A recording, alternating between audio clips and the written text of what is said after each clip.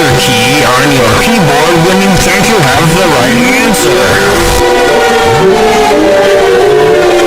Just type the correct